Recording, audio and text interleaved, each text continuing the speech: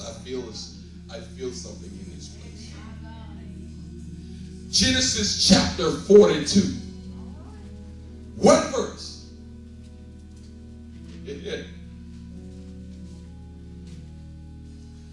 Verse number 8.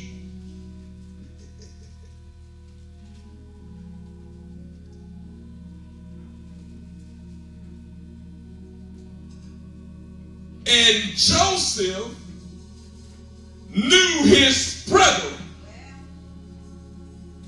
but his brethren did not know him. Tell your neighbor, some folks don't know you. They think they know you for what you used to be and how you used to act and the things that you used to do. But some folk, God said, God told me to tell, he told me first, and I'm releasing that to you. Some folk don't know you anymore. And they still judging you for how you used to be. But I dare you to prophesy to yourself and tell yourself, I'm a new person. I'm a new person. This morning, we're going to talk about, take as a subject, extreme makeovers.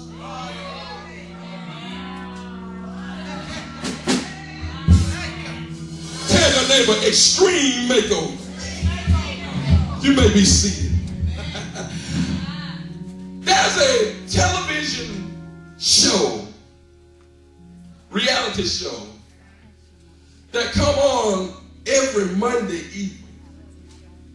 And I love to watch it. It's called Extreme Makeover.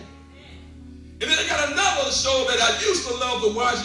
You don't see it much, but it was called Pimp My Ride. Maybe I might preach that next time. Pimp My Ride. But what they would do,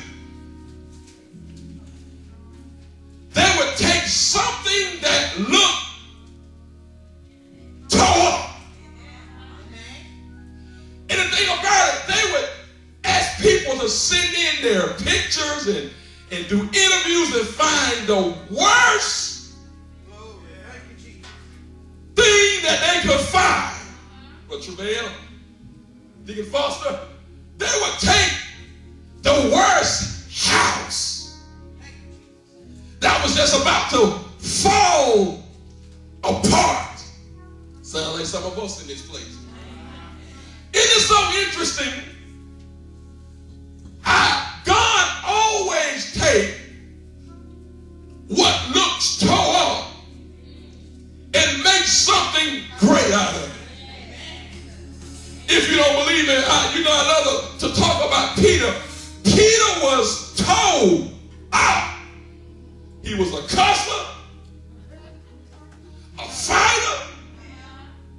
He had a bad attitude. Nobody wanted to fool with Peter. The best thing to do with Peter is put him on a boat and let him go back and forth and fish. Because nobody wanted to fool with him on the land, so put him in a boat and let him be out there by himself.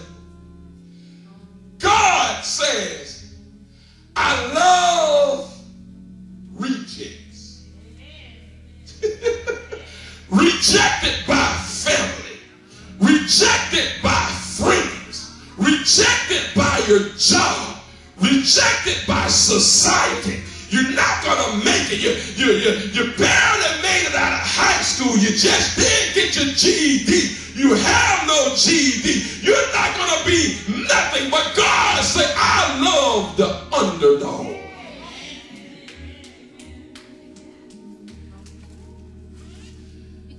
And watch this.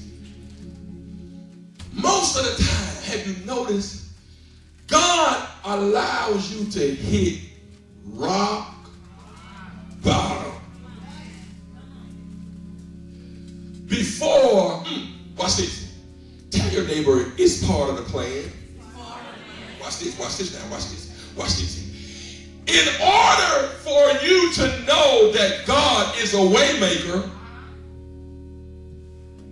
you have get in a position where there is no way. Oh man, come on. You first have to get where there is an extreme lack in your life. And you say, you wonder why you're going through so much. But watch this. You wonder how in the world you've been making it. Do I have any witnesses in this place? You can't figure it out. You know 1 + 1 is 2. 1 + 1 is not 3. But so, watch this. When God gets in your program, he will do the impossible. He'll make ways out of the, watch this. You can just have a few fish and a couple slices of bread, and God said, I'll do miracles. I'll feed multitudes. You can just have a little cruise of oil, and I'll allow the oil to start multiplying in your barrels. Is there anybody here that can relate? I know we got a lack, but some kind of way every day, God is making a way.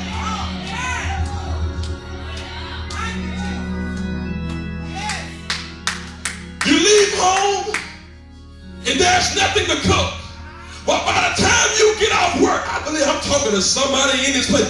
By the time you get off work, some kind of way you got a big pot of soup or stew or something.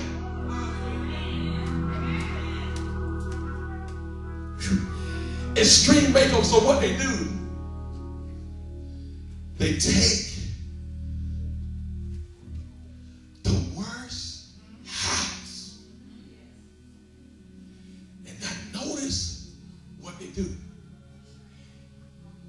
they let the family see how rough it is. Normally the family would take the show hose through the house and show the roof falling in, plumbing ain't working, and the flow, you step over there, you'll fall through. They show all, watch this, they show all the negatives about the house.